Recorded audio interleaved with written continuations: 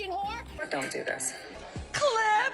You fool! You have no idea what she's done to me. You have no... Today we're taking back a few things that we said about Big Brother Season 27. We're talking about the music excitement factory that is Taking Back Sunday, and we're dishing some Love Island Season 6 tea. As always, we name our liar of the week, and we prove that there's a little bit of emo in everyone. Listen, your friends and family might call this trash TV, and your mom might have called your love for emo music a phase, but here at Reality Emos, we know that pop culture moments and alternative music scenes shaped us and still do. So let's laugh together, let's cry together, let's scream at our TVs together. Welcome to Reality Emos, The Breakdown. Hey there, saddies. My name's Monique, and I'll be joined later by our producer, Eric. But first, I want to start with a rant. And this is related to something that I did.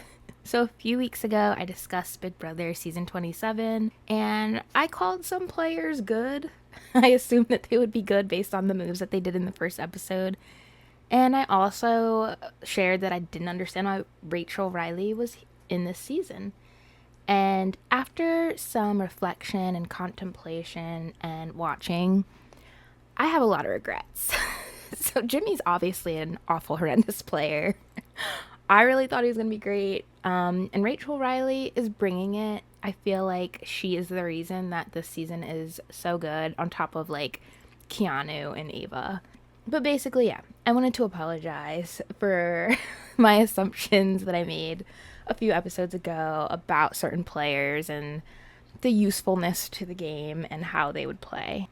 One thing I'll say I've learned about myself in this podcasting journey is that, you know, with my breakdowns and hot takes, whatever you call it, you can't judge a reality TV contestant by their first episode or two. I've done this with Love Island. I adored Taylor with Alondria in the first episode. That didn't really cut out. Though I still do love Alondria. You know, I gotta Clark that tea. I think Taylor's just absolutely awful. As usual, I'm digressing. So, how could I forget Rachel's ability to cause people to crash out, to think she's puppeteering everything that's happening? She's perfect TV. The snarl, the scowl, whatever we want to call it, that she gave to Zay when he was getting voted out and making that speech just completely against her. Iconic. It was everything. I also feel like I never shared this opinion, but I was going to share this opinion. I adored Keanu for the first few episodes. He has a really great story. He deserves to win solely for that story. As a Dungeons and Dragons player, I was all for him. And Homeboy cannot play this game. I actually don't know how he's gotten through these last two evictions. So, yeah, judging characters is not my forte, but I'll still speak on it, and I'll always admit when I'm wrong. I also have to admit, from the intros, I thought Ava was going to be annoying as heck, but she's now my favorite player. I love everything that she says. She is hilarious. Everything she does is iconic. She's just herself, and it's everything that you look for in this show. I feel like, will eventually start playing, especially if Rachel is truly getting her as her number 2. Again, I was wrong about her, and I want her to win. She's my number 1 now. I also think that I was completely wrong about Kelly. Kelly is yes-anding this entire season, and I think it makes good TV. I'm not rooting for her, but I'm rooting for her to stick around. But I don't want her to win. The way that she's nominated, or made herself be nominated every time that there's someone that has to be on the block this far, but has taken herself off. Girl, you know, do you? I wouldn't do it, but it is good TV. And then Zay, unfortunately, he's out. I also come from essentially a cult type of religion, and I'm doing everything I can to find myself. And Zay was one of those people that I was rooting for because he came out of the Mormon religion and is really living his life authentically. And I actually do appreciate what he said on the way out. He said that a lot of people can say that they were number 1 or they came in first place in Big Brother, but no one can say that they came in 17th place. And that is so accurate. There were 17 cast members this season, unlike any other. And he does have that. He's a historical feat there. And I also wanted to talk about my, again, incorrect first impression of people. So Vince is another person I was rooting for as someone who's also fun employed. I thought that I would stick with him. I think that, to be honest, Good Trouble, I don't know if anyone's familiar with him. He's like someone who talks a lot about politics on TikTok and Instagram, and he does debates and such. But he's, I think, tricked me into thinking mustaches on men is cool, and Vince has now proved that wrong. Joseph from last season, like, there's just, again, a wrong first impression that was made there.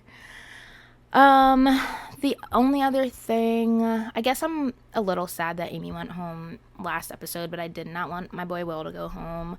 I love it when the older players make it longer. I don't think it really should be a house full of youngins, and I think Rachel Riley is going to have a really hard time if it's a house full of youngins.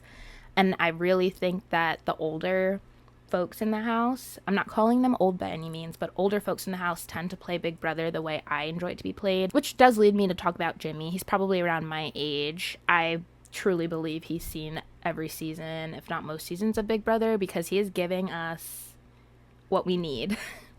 Though I'm not rooting for him any longer, and I don't think he's a good player like I did when I first spoke about these players, I do believe that Jimmy is here to make good TV. I feel like Keanu makes better TV, but, you know, Jimmy's like the catalyst to these iconic moments that are happening in the house. So I appreciate him. And then I also made another incorrect assumption that Mickey and Rory, I think his name is, were going to be an item, because Mickey said that Rory looked like Brad Pitt, so I thought that was like a done deal. But that's not happening. He's into some other girl. I can't remember her name. Sorry. That's about it. This season is really amazing. I highly recommend, if you're not watching Big Brother, to watch it. Again, I'm an adamant fan of Big Brother. I watch UK, Celebrity Big Brother UK, sometimes Canada, any Celebrity Big Brother US seasons that come out, even watch Big Brother Winter Games. I also did try to watch their new Friday show. It's like After Sun for Big Brother. I got about 15 minutes into it, mainly because I don't necessarily think, like, I like Bobby Moynihan to a point, but I didn't think he wanted to be there, and that kind of was off-putting to see it.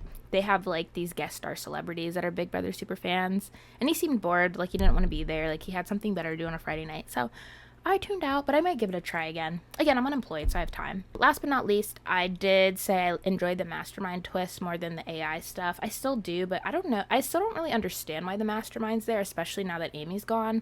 So it'll be interesting to see how they keep including him in the twists and turns. But that's all I got. Apologies, a little bit of a rant of my wrongness, and we're gonna now head into the Music Excite Factory and bring our producer Eric in. Next, we've got our Music Excite times. I wonder how long it's gonna take people to figure out that I don't actually do anything. You sit here and you look cute. Uh-huh. So for our Music Excite times, we're talking TBS, Taking Back Sunday. So they announced a tour recently, and they've been doing a few festivals, but the other day they announced that our boy Fred is coming back while John takes a break to take care of his family.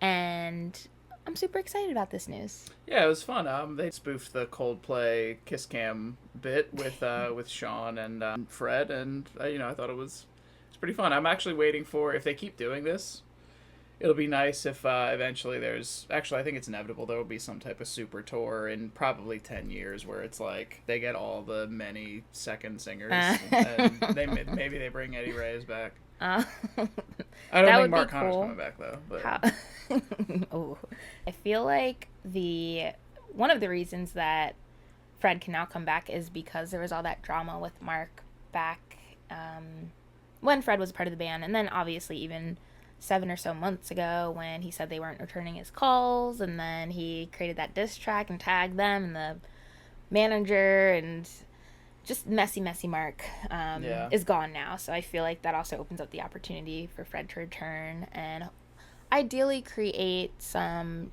tracks with them, not just do the tour, and ideally create them with John in the mix too. Yeah, there was a lot of someone has to do research on like, because I know there's a lot about like Mark Connor kind of becoming a little paranoid and stuff like that. I think someone has to do some type of not post-mortem because that's dark, but some type of, you know, inquest on what happens to drummers from emo bands like 10 years in, because we kind of saw that with Bob Breyer. We're seeing that now with Mark O'Connell. Yeah, it does seem like actually it happens a lot with drummers. Like MCR hasn't had a permanent. It's usually like tour drummers, right? Yeah, well, I think it's like specific to, you know, like it's specifically where does this like paranoia. Bob Breyer went like super into like conspiracy theory and stuff like that. Like it's that type of thing. Was Tim Lambis a drummer? Tim Lambis is a singer. And Oh, okay. did he go MAG? I thought he just went murder. Yeah, I thought. Oh, sorry, I thought you said mad. Not No, he went, no. Yeah, Bob Breyer went. Well, maybe he wasn't explicitly MAGA, but he was like anti-vax and all the other I mean, I don't want to judge what their new drummer is Mitch, or their touring drummer is Mitch Register now, and he's really good. Yeah. If I looked at him, I would assume he's MAGA, but I mean, apparently people get that from me, as we discovered That's at our true. friend's wedding in California last year. Everyone thought it's I was. the beard, I think. Do I have a MAGA beard? That's horrible. I think just beards in general. I don't think so. I think need I a need mustache. To fix this. I need to. Yeah, maybe that's what I need. I need a big mustache, and then that's how I want to broadcast. I mean, everyone who has a mustache is liberal, right? I think there's a famous reactionary with a famous fascist with a really famous mustache. Whoops. I mean, a thick mustache. I mean, thick it was mustache. thick. It was short and thick. Okay, next. But anyway, I'm really excited about this because, you know, Fred is a local hero to us in the greater Philadelphia area. You know, he's from Coatesville, which is around where, you know, it's the next town over from me. A lot of folks that I grew up with like knew him and his family. He's been a staple of the local scene around here for ages, and it has always felt kind of like he had this huge career with Taking Back Sunday, and he still has a huge career. He's still insanely successful, but he kind of came back to the scene in a way where he kind of became like, I don't want to say one of the rest of us, but like he's always been super active in the local scene, super supportive there, and like, you know, he would do cool house shows and stuff like that. But it is fun to see him outside of the work with Say Anything. It's really cool to see him getting back on that massive level with Taking Back Sunday, where, you know, so much of their discography is written by him. So much of their hits are his songs. I mean, I don't want to say his songs like he owns them, but he was around during the best. I shouldn't say that they were the best. I mean, you can say two best albums for They sure. were. And I also thought it was really awesome under their YouTube video. There's two quotes from John and Fred says that he needed to essentially like learn about himself, and he reconnected with Adam recently just to reconnect and rebuild the friendship, and that's kind of how this came about. So it's really awesome to see, you know, these elder emos are so mature, and John's spending time with his family. Fred has reconnected with Adam.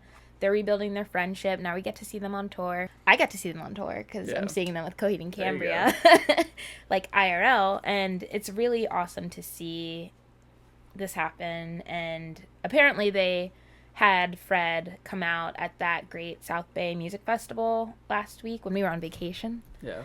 And he played with Say Anything and then came out on stage and played with Taking Back Sunday. And then they announced it the day later on their socials. So it's awesome. Also, fingers crossed for my boy Chris Swanson, who guitar techs for him with Say Anything Now. I'm hoping this gets parlayed into a gig teching for Taking Back Sunday, because that's a sick gig. Shout out Chris Swanson. Yeah. And then for those who are feeling like this is music sad times, with John, you know, taking that time off, he is... Sad time. He's done it before.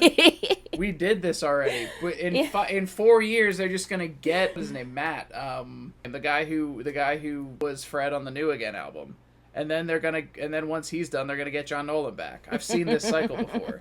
Okay, Give it a decade, John will be back. We can still be sad.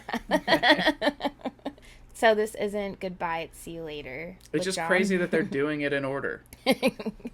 But John will be hopefully at the We Were Young festival. Stray Light Run is going to be one of the headliners. So headliners, I don't know. People performers on stage. One of the acts. One of the acts. There's a lot of phrases. A lot. I actually am bummed that I'm missing this When We Were Young Fest. I told myself, like, for the first one or two, I'd see how it played out. The first one was obviously horrendous. And then... It turned out horrendous? Didn't you see it was, like, canceled because of weather or something? Like, people traveled to the... Oh, yeah. And the second one seems like it went well, but the lineup, honestly, as we're talking, I just started looking. I haven't really looked at it. Never Shout Never? Is he okay? Chris Drew? Yeah, didn't we, like... I mean, I don't want to... Maybe this needs to get cut. Cut in. We saw a lot on the internet about, like, all the issues he was having and, some certainly cancelable behavior. Oh, no. Like I'll look it up. But yeah, maybe double check that. But I don't know. There's something about When We Were Young Fest, which is like... You don't like festivals. On one hand, on one hand, it's like, wow, this is so amazing to see. And then part of this is like... I feel like I'm being, like, boomer-fied in this in a way. You know what I mean? Like, it's like... it feels like someplace through, like, a 60s night, event. I wouldn't go that far, because the boomers... Oh, what's that? I feel like I'm a mark whenever they do this. They do this festival. Also, I just can't get over looking at, like, the setup of this where, like, Taking Back Sunday is just kind of a name in there. Happens to be there. Like, in the middle of the flyer. Yeah, I was like, where are they even... I forgot they were on this. I was focused on Stray Light Run. And then there's a whole separate conversation about, like, I don't know, does Weezer really go in there? Yeah, that one is out to me. Yeah. And the Offspring, too. I think, actually, you're right. I was going to say the Offspring counts just because punk, but... But also, at Warped Tour, did I tell you that Young Gravy's going to be there? Young Gravy's gonna be at Warped Tour. Yeah, that's fine as long as he's not at We Were Young Fest, because that's just not his. It's not his spot. Oh, they're bringing the movie. The Movie Life is doing this. That's great. Where? Move down at the bottom. All right, maybe we cover this. Or When We Were Young, if you're listening, we could. If you give us free tickets, we'll cover it hard. When we were young, they're definitely not selling enough tickets. Between Panic at the Disco and Blink-182. Oh, and Avril Lavigne. Avril Lavigne, the famous, not a headliner, the famous supporting act, Avril Lavigne. I bet she hasn't been a supporting act in like 20 years. Or maybe ever. I doubt she's ever had to be. She's been that big for a long time. I shouldn't say ever. That is our girl, though. She definitely paid her dues. Mm-hmm. But, don't get me started. Yeah, but I'm saying that to see her in a not headlining position, I think is crazy. Yeah, but the headliners are Panic at the Disco playing If You Recancel It Out in its entirety, and Blink-182 playing Enema of State and Take Off Your Pants and Jacket, and playing self-titled. I feel like Blink-182, they're doing that like every year at this point because they're doing these massive shows. They actually are going to be in Maryland in October as well, so... Panic at the Disco, I want to find out if they're doing it with any of the old lineup, like if they're bringing Ryan and them back, or if it is just like Brendan Urie's just ripping the album again. Yeah, I hope they... We should look into that. We should research things before we start talking about them. Yeah, we spent way too much time on this. Anyway. Just a disclaimer, we were... All right, up next we've got our Reddit Roundup. I spend a lot of time on Reddit, and then I send you all the things I see on Reddit. So yesterday when I was out and about, my Reddit notifications told me that Janae and Kenny broke up, and essentially the Reddit channel was inundated with this news, so they created a mega thread, and that's what we're looking at here. What if they didn't break up? What if she just unfollowed him because she sees enough of him in person? And she just doesn't want to see him on social media. It's a long shot, but you never know. Okay, I like how your brain works, but there's been enough proof on the mega thread that I read that he's done something spicy to the point where even Ariana's unfollowed him. And it seems that it had to do with a situationship. I've seen now a girl on TikTok who was in a situationship with Kenny who's spilling the beans about like what he's like to date. Apparently he's a real bad boy and he doesn't have friends. So he likes attention, and this might give us some... I mean, I can't prove that this girl really was in a situationship with him, but she said she was, and I So wait, he's a real bad boy and he has no friends. That's heavy. How is he a bad boy? I just want to know if it's related. Like, does he have no friends because he's a bad boy, Or is he just happen to be a misbehaving boy who has no friends? You know, because like that could, you know, I think he's dudes forgive a lot. I think he's a misbehaving boy who has no friends. Mm. Yeah. And he is someone who yearns for attention. And she's the TikTok that I watched, that girl was a baddie, and it still seemed like, you know, she couldn't keep him. So I was talking to my friend about this also when I was out and about. Luckily, the friend I was with is a Love Island fan, and we talked about, like, Janae got cheated on by Kenny? And then we were like, oh, yeah, like Beyonce and Jay-Z. And... Is this our friend who likes Huda? Yeah. All right. Fair. I'm not trying to poke holes in this. I believe this is accurate. But basically, you know, Kenny didn't deserve Janae, and even men that don't deserve the woman they're with will still find a way if they suck. So yeah, it has nothing to do with that. Like, I think we've seen plenty of evidence about that. Yeah. Like, even people with the Coldplay guy, people tried to do the thing of like, oh, but look at his wife. Like, you don't. It doesn't matter. It doesn't matter. There's something intrinsically wrong within them, so, like... He'll find a way. Yeah. Yeah. So, Mean Tai 4289, they were sharing some strikes that Kenny had beforehand, and since he's obviously done Janae wrong, I'm just going to share them even though I have no evidence that this is true. This is insane for our journalistic integrity right now. Never claimed to be a journalist. Either. We're just not a journalist, we're just telling the news. So apparently Kenny followed the Orange Man and had a lot of sexist men. Oh fuck. Right, in your defense, this post reads like it reads crazy. Like let's not forget the line for those of you looking at the thing, being self-obsessed with himself. Yes. There's a couple hard phrases here. This is a rushed comment. I know the feeling. Yeah, but the gist is that he followed the Orange Man and sexist men and never talked about why. He seemed comfortable with moving the relationship to the next step. Oh my gosh, he never seemed comfortable moving the relationship. He never seemed comfortable moving the relationship to the next step. It was always her speaking highly of him. And now this person says, yes, he looked at her with love. That's actually not a huge... I mean, yeah, I guess that was a big part of it. But he seemed on the show, he seemed, you know, very level-headed, very emotionally stable, reasonably emotionally intelligent, too, especially for a man on Love Island. Like, he really seemed to have it all. I'm really disappointed. But no, I'm feeling like Tyra Banks saying, like, we were all rooting for you, Kevin. Or Kenny. Actually, that's fine. You know what? Yeah, and Mean Tai ends that... I don't need to get his name right. You know, at all. We're fine with this. Mean Tai also ends their rant with, not everything is a loss, but a lesson learned. And I think that's important to remember in all of this. Janae will move on and learn a lesson from the situation. What is this? This comment says, at this point, it's giving he's living a double life like Tyler from what? Love is Blind. Oh, I was like, from the library? 3 children overseas child. So remember that guy from that. remember that guy from Love is Blind who had made kids with a woman, and then he was like, oh, she's just my friend. Made kids sounds wild too. Like, it just no, feels he like, did. I know you're accurate, but it was like a surrogacy thing, or like he donated his sperm to her.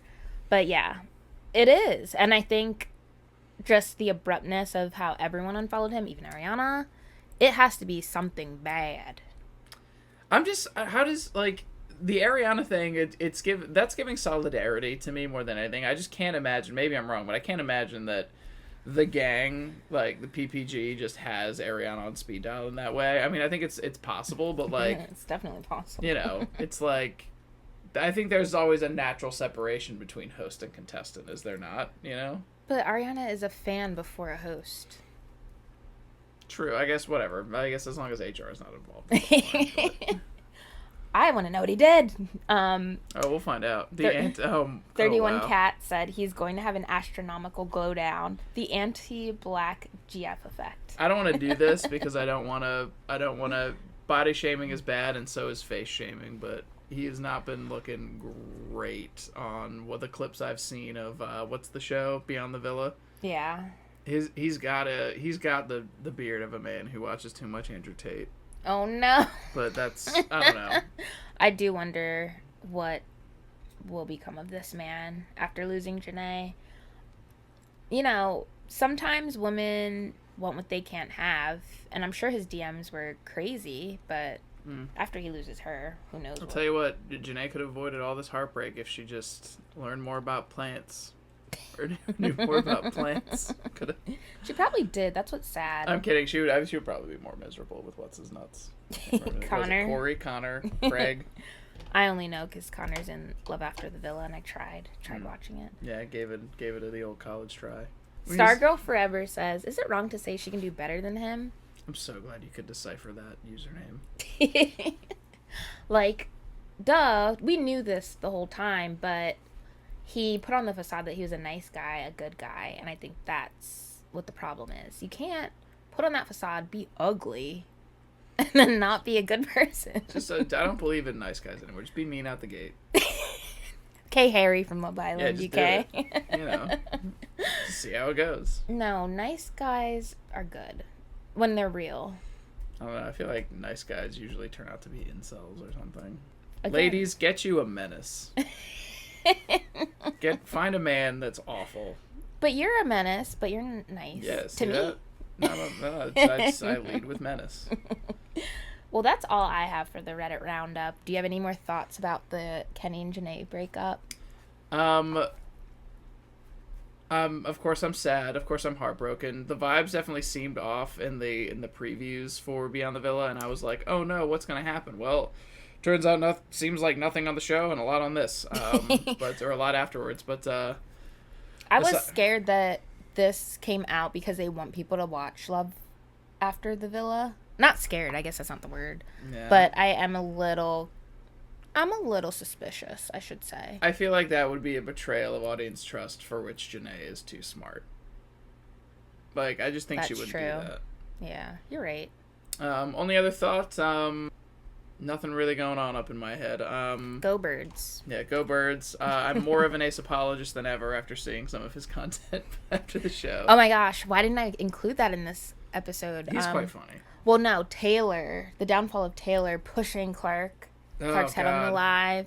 People even saw Alandria and Taylor on screen on a live, and they were like, "Get away from her, Taylor!" Like the fact that Alandria kept being like, "I want a country man. A country man knows how to treat a woman right," and then we see this, the archetype of he's wearing a cowboy hat all the time and just manhandling his girl as soon as they get home. It's like, well, I'm glad you didn't get a country man because. Sometimes that's what you get. So horrendous. But I said last time was the last time we were talking about Love Island. Nah, it's never gonna stop. You did say that too. It's a really bad look for Taylor. I think it's actually the worst look for Taylor. I know he got a lot of grief for, how he handled the thing with Alandria and all that stuff. But I gotta tell you, pushing his girl's head around all over live, especially after she asked him to stop, I think. That's his new worst look, and that's going to be, I think, the one that sticks with him for a long time. And it was her live. It's her live? Mm-hmm. These kids are, living on live lately, but, yeah, it was her live. She was answering questions, and he just kept pushing her away to answer them. It was... Oh. The mic still works if she's in front of it. I don't know. That's not good. I don't like that. But, all right. Love you. Love you too. Now we've got our liar of the week. And this week, please don't come for me, RuPaul, but RuPaul's Drag Race All-Star season finale is my liar of the week because it is a lie to give Ginger Minj that trophy and crown after seeing that burlesque performance from Bosco. That won the entire season, let alone, this lip sync showdown. So, I know a lot of folks are angry and upset about this. They feel Ginger Minj was supposed to win from the start because of her connections with RuPaul. And I do think that Ginger Minj is extremely talented. I just don't feel like this is the stage for her. Especially for a fourth time. I feel like the crown should have gone to a more deserving person based on their full body of work in this season. So yes, Ginger Minj won every competition in her really, really, really, really horrendous bracket. And then went on to beat everyone in the showdown. I won't say I did this perfectly, but I did have 2 different timers in my hand when I was rewatching the finale to see if Ginger Minj did indeed get more time than the other girls. I can say that watching it back, she did get around 12 more seconds of screen time than Kerri Colby. She got 8 more seconds than Bosco. And then she got around, again, 12 more seconds of screen time from Jorgeous.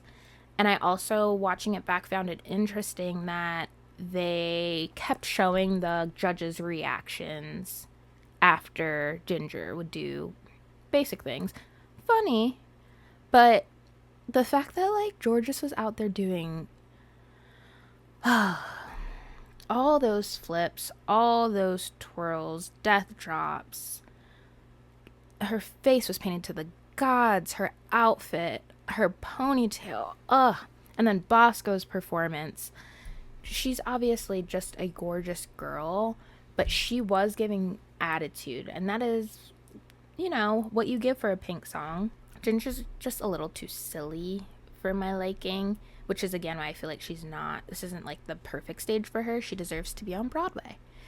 And then also with Kerri, yeah, Kerri could have taken her ponytail down, but I just don't feel like she won any of those lip syncs. It was like a basic, good. Ginger Minj did a good lip sync, but they were basic. She didn't give us anything, anything we haven't seen before.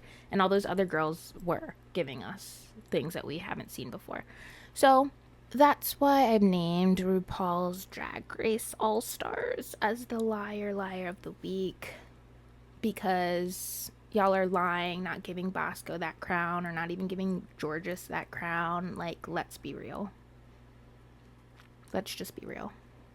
And stop the lies. Ginger didn't really win in anyone's heart, so it's kind of sad that was how that season ended, on top of the season 3 bracket being what it was. But we got some really good dances. I'm going to link Bosco's burlesque performance from her Instagram in the description. And next up, we prove that there's a little bit of emo in everyone, and today we are sticking with our Big Brother theme, and we're talking Rachel Riley. So Rachel is going to be the emo soul twin, in a way, of Gives You Hell by All American Rejects. And this is going to be essentially the Big Brother house as Tyson Ritter to our lovely Rachel Riley, because I feel like this house is giving her hell, truly. So Rachel is from Big Brother season 12, season 13, and now 27, plus an honorable mention of Amazing Race and The Traitors. And she's returned to Big Brother for a 3rd time with the goal of being the first time winner twice. And her relationship with the modern day gameplay in Big Brother is less than ideal right now. So the house seems to be giving her hell, and she is in a tug-of-war essentially with this house of a truly entertaining, contentious nature of the old school Big Brother / Rachel Riley's gameplay, and the modern day youngins lifestyle, where they're essentially avoiding cringe, avoiding cancel culture, and everything in between. Rachel's gameplay is usually ruthless, raucous, and regal, and she sometimes can be the queen of cringe, to be honest, whether it's her choice of outfit or words, but no one can say that she's not authentically Rachel Riley in everything that she does. So she seemed to be really excited about coming back, but in the most recent episode, the lyrics, "Truth be told, I miss you, and truth be told, I'm lying," reign supreme, as it feels like the house is playing in her face in their welcome back. So Rachel's number one ally was unanimously voted out of the house recently, against her will and against her words, and even causing her to vote her number one ally out of the house so that she didn't vote against the house.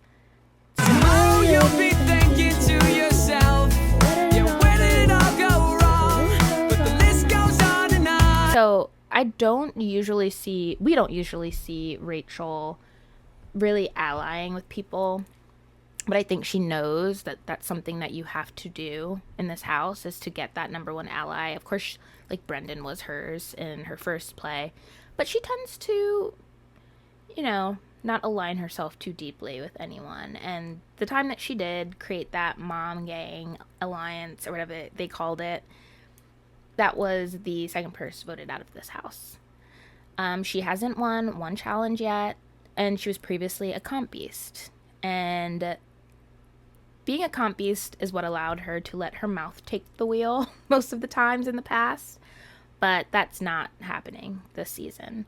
The Big Brother house seems to be punishing her in a way for straying to the traitors, it feels like, being the other man in the relationship. Find a man that's worth the damn and treats you well.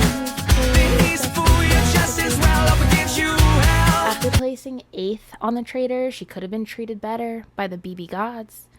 But they seem to still be smiling at her suffering each day. And though our girl knows how to scold and scowl, she still is not waking up smiling like the Big Brother gods are. I really do hope she makes it far, and I hope that her demise is not this Big Brother house, but it is unfortunate to see how it is giving her hell, that she's not used to this gameplay. She's not used to the modern day way of how this game goes. She's not winning competitions like she used to, and she's really being given hell in this house. She has a great family that she can go back to, so I hope that things get better for our girl. But Rachel Riley proves once again that there's a little bit of emo in everyone. Paramore fans, fasten your seatbelts. Hayley Williams released 17 new solo tracks on her website. So this is accessible only via fan code from Good Die Young. And if you can access it, you'll get access to raw demos, free text files like negative self-talk.mp3, and instant nostalgia from the first chords to the folder icons. The totally emo cherry on top of this is that they also recently reissued their 20-year anniversary of All We Know Is Falling. Yes! Canadian electropop hero Lights has launched her A6/Alive Again tour starting May 6 in support of her new album May 6. While some fans might notice there's only a few remaining dates left this summer, it still counts as an alt-pop moment that we can't ignore. Perfect Match returns August 1st on Netflix with ex-alumni romances and new twists. This year, the Netflix reality stars will also be joined by reality TV newbies such as Justine from Love Island, Juliet from Siesta Key, folks from The Bachelor, and more. And meanwhile, lest we forget, Big Brother Season 27 is in full swing and making waves in its midsummer debut. It airs every Sunday, Wednesday, and Thursday. Alliances are already forming, the paranoia is already peaking, and the feeds are new front lines for drama, so be sure to tune in. Alright, saddies, thank you so much for watching. Please like, share, subscribe, tell your friends, and can't wait to see you next week.